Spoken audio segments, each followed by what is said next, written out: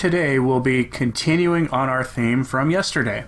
If you recall, we went over how the German Bishops' Conference apparently knows better than the Universal Church has for the past 2,000 years on the topic of sexual morality, and has decided to take it upon themselves to update what the Church has to say on such matters as same-sex attraction, self-abuse, gender identity, cohabitation, and almost everything else you don't want to imagine about human sexual morality.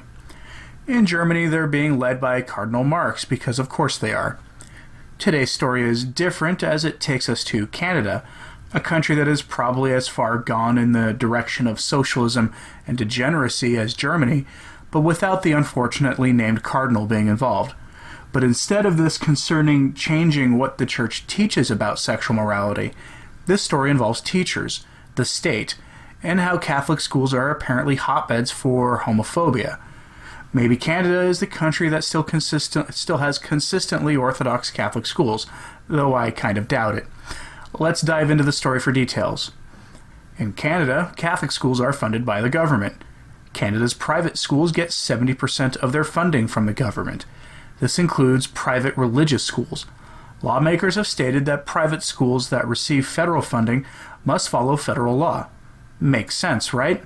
For those of us in the United States and elsewhere concerned about how public universities are attacking the speech and organizing rights of right-leaning and religious students, we often make the same argument against the universities permitting the attack on speech rights of students. Since the vast majority of public university money comes from the federal government, they must adhere to federal laws. Now, some countries, including the United Kingdom and Canada, mandate the teaching of sexual education by law. See where the conflict begins? Which takes us to our story from Canada. Lesbian professor. Church teaching makes Catholic schools hotbeds of homophobia. From Calgary on March 14th. A lesbian and former Catholic school teacher has written a book claiming Alberta and Ontario's publicly funded Catholic schools are potential hotbeds for homophobia, for which she appears to argue Catholic teaching is to blame, because of course it is. Tanya Callahan quit teaching in a Catholic school where she allegedly suffered homophobia daily after a same-sex attracted student committed suicide. In an article for The Conversation, Callahan attributed that to homophobic bullying. She then devoted herself to research of homophobia and transphobia in Catholic schools, and also began to question and understand how these phobias are institutionalized. Callahan, now a University of Calgary assistant professor of education, discovered the problem is Catholic teaching on homosexuality, because of course it is. Her book, and get ready for this word salad, Homophobia in the Hallways, Heterosexism and Transphobia in Canadian Catholic Schools, was published in December and documents that Catholic boards in Alberta and Ontario fired same-sex attracted teachers because they married their same-sex partners, because they wanted to have children with their same-sex partners. Biologically impossible, but let's continue. Or because they were transitioning from one gender to another. Such recurring discrimination against sexual and gender minority groups could be due to the central contradiction within Catholic doctrine itself. The Church's teaching best summarized as, it's okay to be gay, just don't act on it. A position some Catholics reject, she explained. Because of course they do. Where schools promote and contradict messages associating respect and depravity with the acronym people, they have made Alberta and Ontario schools potential hotbeds for homophobia, Callahan wrote. New Ways Ministry, a dissident group that seeks to change Catholic teaching on same-sex attracted, lauded Callahan as a scholar whose works reveal how involved the Church is in discrimination. Her article from The Conversation was also reprinted in the National Post. The Acronym agenda pushed in Catholic schools. Alberta and Ontario governments have arguably already long been pushing the Acronym agenda in Catholic schools. Both provinces compel Catholic schools by law to allow same-sex attracted alliances if a student requests one. Alberta's Tories, that's the Conservative Party, passed Bill 10 in 2015 and Ontario's Liberals Bill 13 in 2012.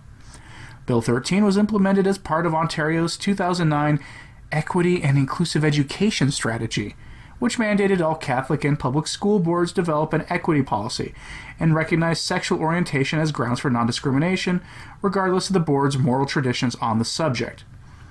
GSAs are touted as clubs to combat bullying, but pro-family groups say they are venues for Acronym activists to promote same-sex attraction and gender confusion to impressionable students.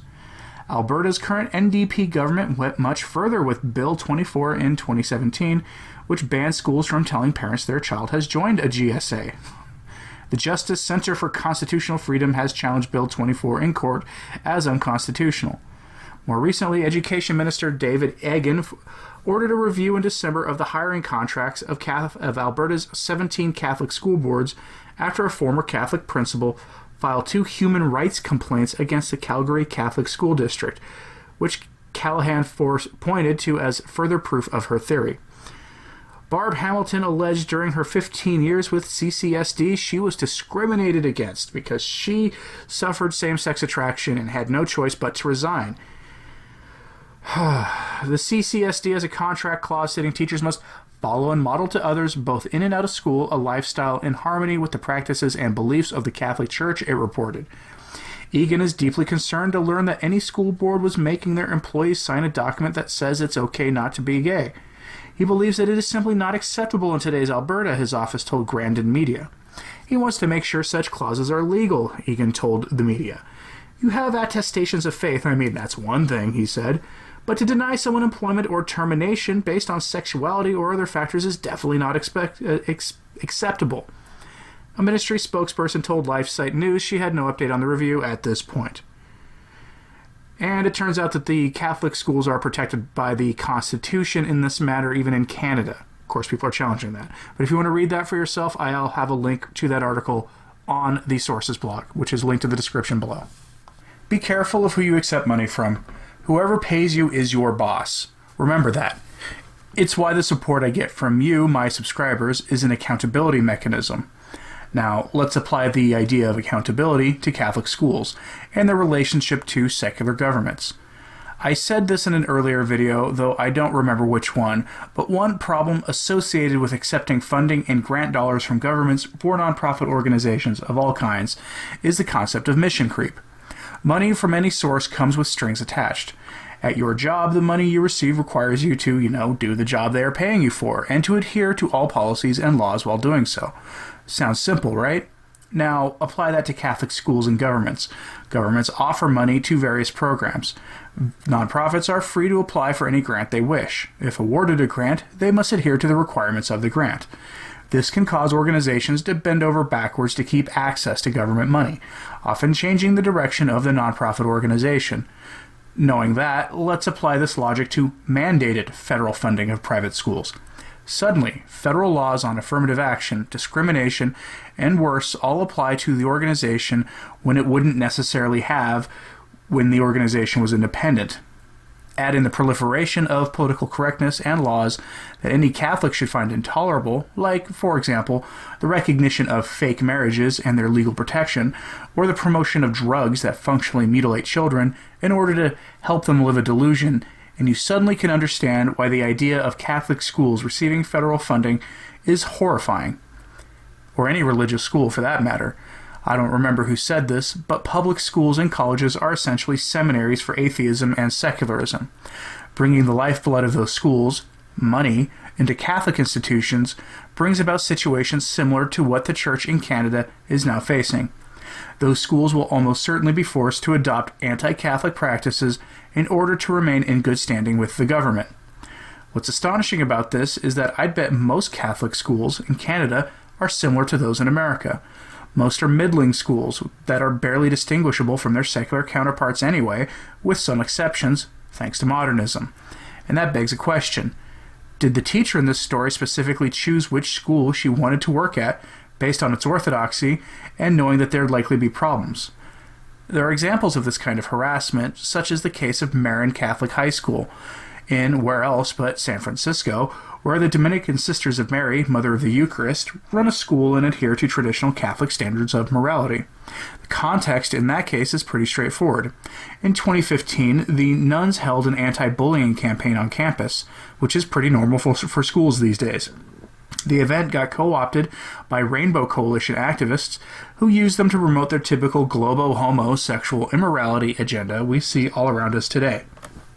The school released a memo detailing what happened. Here's a bit of an excerpt from it. Unfortunately, our school's official message became compromised and misinterpreted Thursday night when it became associated through Facebook with an activist group with which we are not affiliated or aligned. That group announced that Friday was the National Day of Silence in support of Acronym Youth, a day sponsored by the Gay, Lesbian, and Straight Education Network, which is one of the nation's largest Skittles advocacy groups, and since 1990 has focused on ensuring that the acronym is normalized and supported in every classroom, K to 12. Noodle that one for a moment. Their stated purpose includes to champion acronym issues in K to 12 education and the celebration of sexual diversity. Woo. The Post has also informed everyone that this day was being promoted by the #TeachAcceptance movement and that students with flyers and stickers would be at every door the next morning. This is at a Catholic school. Remember that. The nuns, to their great credit, resisted this madness and ignited a local controversy where the newspaper in San Francisco called what they did bullying and helped apply pressure to the Archbishop to try to get him to intervene. In protest, the sisters opted to leave the school during that period, in defense of the moral teachings of the Church. The school actually stood by them in this decision. And that's important because for several years now, we've seen orchestrated targeted harassment campaigns by these activists against Catholic and generically Christian schools, businesses, and even churches that all point to a campaign that will force people out of public life when, not if, they are successful. And I say when, not if, because the growing anti-Catholic and anti-Christian climate in Western countries can only lead to one place if it doesn't change. Yesterday, I featured the attempts by the German bishops to adopt the values of the world on sexual matters, a move that obviously is meant to get the praise of the world. Newsflash, it won't work. Nothing the Church does will get the love of the world. We've been assured of this by our Lord.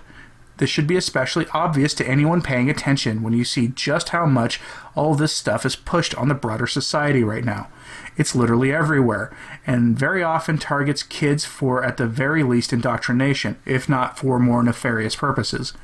We know from the data that young Catholics at rates approaching 85% support the so-called acceptance of the acronym lifestyle. How do you think that happened? The broader society has been pushing that for 40 years or more, and it's having its results even in the Church today. And those who don't comply are getting harassed by the state and ostracized by popular figures in the Church today who push the globo-homo heresy.